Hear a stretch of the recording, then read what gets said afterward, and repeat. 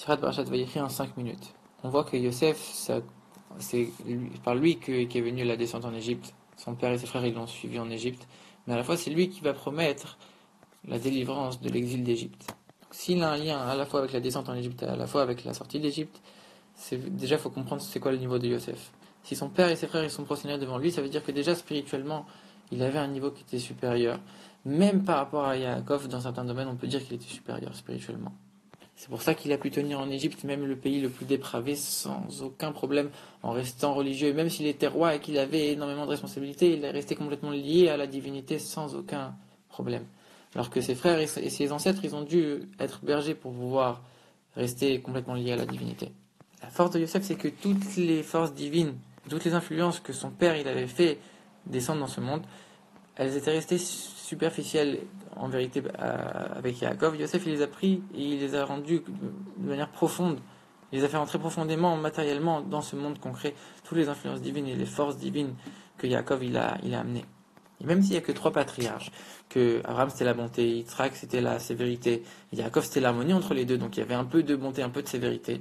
C'était que superficiel. Et le travail de tout ça, c'est Yosef qui l'a pris et qui l'a fait pénétrer profondément dans notre monde matériellement.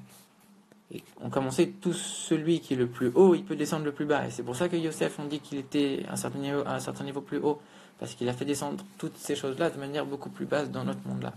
On sait aussi que les 3 patriarches sont comparés aux 3 fêtes. Pessah, c'est Abraham, parce qu'il a reçu les anges à Pessah. Yitzhak, c'est Shavuot, puisque à Shavuot, on a sonné, au don de la Torah, on a sonné le shofar avec la corne du bélier d'Yitzhak. Et Sukkot, c'est Yaakov, puisque Yaakov, c'est le seul dans la Torah où on voit que c'est lui qui a construit des Sukkot, des cabanes. Et pourtant, on voit qu'il y a une fête qui est séparée, qui est à part, sur laquelle on fait Shehecheyanu. C'est Shmini Atzeret. Et pourtant, on voit que c'est la continuité de Sukkot. De la même manière, ça, c'est Yosef. Lui, il est la continuité de Yaakov. Mais c'est quand même quelque chose de séparé.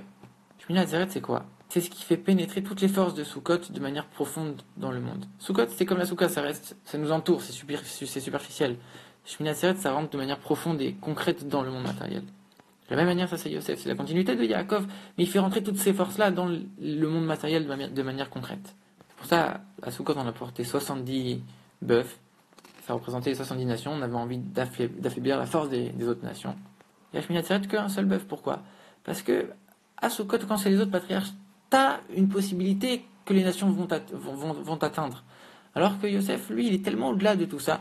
Quand il est en Égypte, même quand il est en Égypte, il a aucune influence. Les nations, elles n'ont aucune influence sur lui. Il tient sans problème. Lui, il n'avait même pas besoin d'apporter des bœufs. Il s'en fichait. Les nations, elles n'avaient aucun impact sur lui. C'est pour ça que c'est Shmini Atzeret, le 8e jour. Si c'est une fête à part, pourquoi tu l'appelles le 8e? Qui montre bien que c'est la continuité de quelque chose. Parce qu'en vérité, le nombre 8 en hébreu, dans la Torah, c'est ce que ça représente. Le nombre 7, ça représente tout ce qui est dans la nature. Les 7 jours de la création, c'est le monde entier, tout ce qui est dans les limites de la nature, dans les limites de ce monde-là. 8, c'est ce qui va au-delà des limites de la nature, au-delà des limites du monde. Yosef, il a pris toutes les forces qui étaient au-delà du monde, et il les a rentrées, il les a fait pénétrer profondément, concrètement, dans notre monde-là. C'est pour ça qu'on fait la Brit Mila le 8e jour.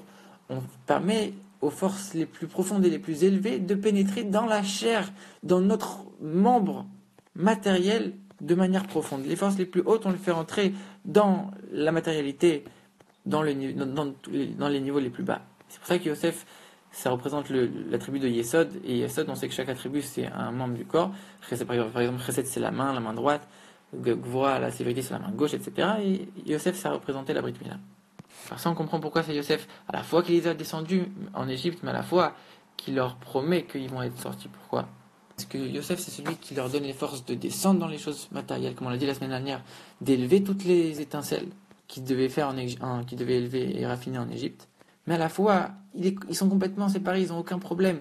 Ils sont au-delà du monde. Et c'est pour ça qu'ils auront les forces de sortir de cet exil.